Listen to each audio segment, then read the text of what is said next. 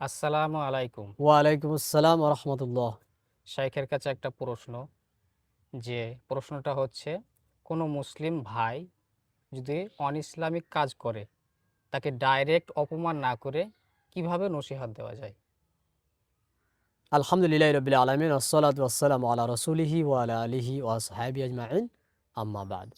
প্রশ্ন হলো, যদি কোনো মুসলিম ব্যক্তি, মুসলিম ভাই হুম, কোনো অন ইসলামিক কর্ম করেছে, হুম, তাকে ডাইরেক্ট অপমান না করে, হেয়তুচ্ছ না করে হ্যাঁ, কিভাবে নসিহাত করে আবার ওই অপরাধ প্রবণ কর্ম থেকে দূরে আনা, হুম, সরিয়ে আনা যায়। জি, আমাদের সমাজে এটা আমরা অনেকেই দেখি যে কোনো একজন মুসলিম ব্যক্তি কোনো কাজ করেই ফেলেছে অন ইসলামিক কর্ম, আমরা তাকে যাচ্ছা তাই বলি। এমনকি অনেক সময় দেখা যায় যে আমরা বাজে ভাষাও ব্যবহার করি তার জন্য। এটা কিন্তু কখনো উচিত নয়। এবং ইসলামের এই জায়গাতে সৌন্দর্য নষ্ট হয়ে যায়। আমাদেরকে ইসলাম শিখতে গেলে আমরা জানি যে মোহাম্মদ সাল্লাহ সাল্লামের আদর্শকে ফলো করা প্রয়োজন। আর পবিত্র করে আল্লাহ সুবহানাহু ওয়া তাআলা তিনি উল্লেখ করেছেন, লাকাদ কানা লাকুম ফি রাসূলিল্লাহি উসওয়াতুন হাসানাহ। মোহাম্মদ সাল্লাল্লাহু আলাইহি ওয়াসাল্লামের আদর্শ সবচেয়ে উত্তম। এটাই হচ্ছে আমাদের জন্য নমুনা আর রাসূল সাল্লাল্লাহু আলাইহি ওয়াসাল্লামের আদর্শ। সূরা আযাবের 21 নম্বর আয়াতে উল্লেখ করা হয়েছে। তো নবী করিম সাল্লাল্লাহু আলাইহি ওয়াসাল্লাম তিনি তার যুগে সাহাবীদেরকে দেখতেন, অনেক ব্যক্তিকে দেখেছেন যারা কোনো এমন কর্ম করেছে যেটা অপরাধ ইসলামের দৃষ্টিতে। তিনি তাকে কিভাবে নসিহত করেছেন, একটু আমরা ঘটনা যদি দেখি তাহলে স্পষ্ট হয়ে যাবে। রাসূলুল্লাহ সাল্লাল্লাহু আলাইহি ওয়াসাল্লামের নিকটে এক যুবক এলেন। আল্লাহ নবী সাল্লাল্লাহু আলাইহি ওয়াসাল্লামকে বলছেন, আল্লাহ নবী, আপনি আমাকে জিনা করার জন্য অনুমতি দেন। রাসূলুল্লাহ সাল্লাল্লাহু আলাইহি ওয়াসাল্লাম এই বাক্য শুনে অবাক হলেন। সাহাবায়ে কিরাম অবাক। রাসূল সাল্লাল্লাহু আলাইহি ওয়াসাল্লামের নিকটে বলছেন আমাকে জিনা করার অনুমতি দেন। তখন নবী করিম সাল্লাল্লাহু আলাইহি ওয়াসাল্লাম কিছু বললেন না, চুপচাপ থাকলেন।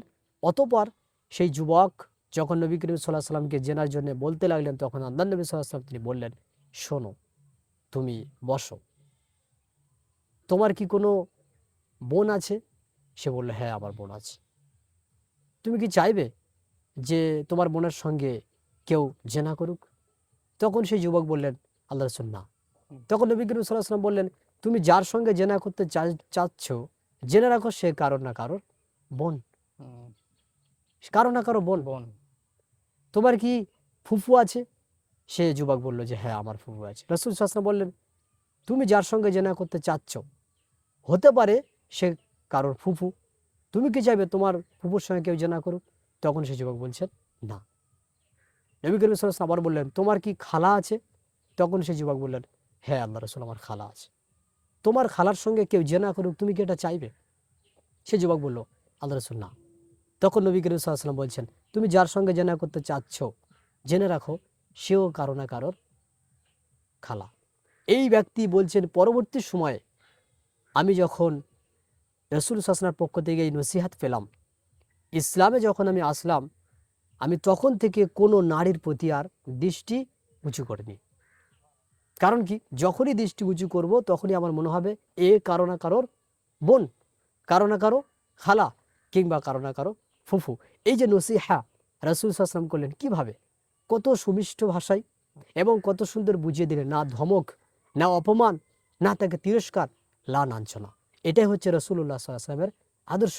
কাজে আমরা যদি দেখি কোনো ব্যক্তিকে কোনো এমন কর্ম করতে, তাকে আমরা ডাইরেক্ট বলবো না, তাকে দুটো অপশন অবলম্বন করে বলতে পারি। এক, আলাদা করে ডেকে নিয়ে বুঝিয়ে বলে ছেড়ে দেওয়া।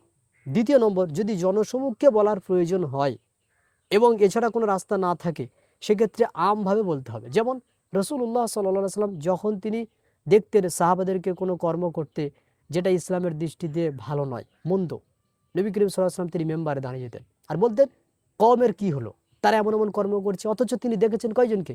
একজন, একজনকে। বলছেন কিভাবে? আমভাবে। হুম, অর্থাৎ একজন ব্যক্তিকে উদ্দেশ্য করা হলো মনে মনে, কিন্তু বিষয়টা সকলের জন্য বলা হলো, যাতে করে যে ব্যক্তি এই কর্মের কর্তা তিনি সতর্ক হন, বাকি লোক যদি এই কর্ম করব বলে মনস্তাব করে থাকে কিংবা করেই থাকে, তারাও সতর্ক হবে। এটি কত সুন্দর নসিহত নয়? জি, এটি হচ্ছে রাসূল সাল্লাল্লাহু আলাইহি ওয়াসাল্লামের আদর্শ। তিনি কিভাবে তাদেরকে বোঝালেন? তিনি বলছেন, কি হলো আমার কওমের, কি হলো এই জাতির, তারা এমন করছে কেন? অথচ কি হলো এই কওমের শব্দটি সবার জন্য ব্যবহার করলেন, কিন্তু করেছে কয়জন? এক মাত্র একজন। একজন, এটি হচ্ছে কি, কোনো ব্যক্তিকে ডাইরেক্ট বলা হলো না হুম, এবং কাউকে হিট করা হলো না, অপমান লাঞ্ছনা করা হলো না, বরং এখানে নসিহা স্বরূপ বলা হলো, যার প্রয়োজন সে নসিহা গ্রহণ করবে। আর পূর্বেরটা একজন ব্যক্তিকে বলা হলো, কিন্তু বুঝিয়ে বলা হলো। এভাবে আমাদেরও প্রত্যেকের উচিত হবে, বিশেষ করে আলেম যারা, এই ব্যক্তিরা, আলেম ওলামারা, তাদের উচিত হবে, অনেক আলেম ওলামাকে দেখা যায় তারা বাজে শব্দ ব্যবহার করে মানুষকে হিট করে অপমান করে, জনগণের সামনে অপমান করে। এটি উচিত নয়, এটি রসুলের আদর্শ নয়। বরং আমাদের উচিত হবে সেই সমস্ত ব্যক্তিদেরকে কাছে আনা, তাদেরকে ভালোভাবে বলা, বুঝিয়ে বলা, প্রয়োজন হলে তাকে উদাহরণ দেওয়া, যাতে করে সে দিনের রাস্তা আসে। মূল মূল হচ্ছে দিন হচ্ছে একটা নসিহা, এবং তার মধ্যে রয়েছে কল্যাণ। কল্যাণের দিকে মানুষকে নসিহত করবে কিভাবে? সুন্দরভাবে, পরিপাটি ভাষায়, এবং যে ভাষার মধ্যে মানুষের একটা আকর্ষণ গ্রহণ হবে। সুতরাং আমাদের উচিত হবে, যদি কোনো ব্যক্তিকে আমরা নসিহত করি, আমরা সুন্দরভাবে নসিহত করবো, যেমনটা রাসূল সাল্লাল্লাহু আলাইহি ওয়াসাল্লাম করেছেন।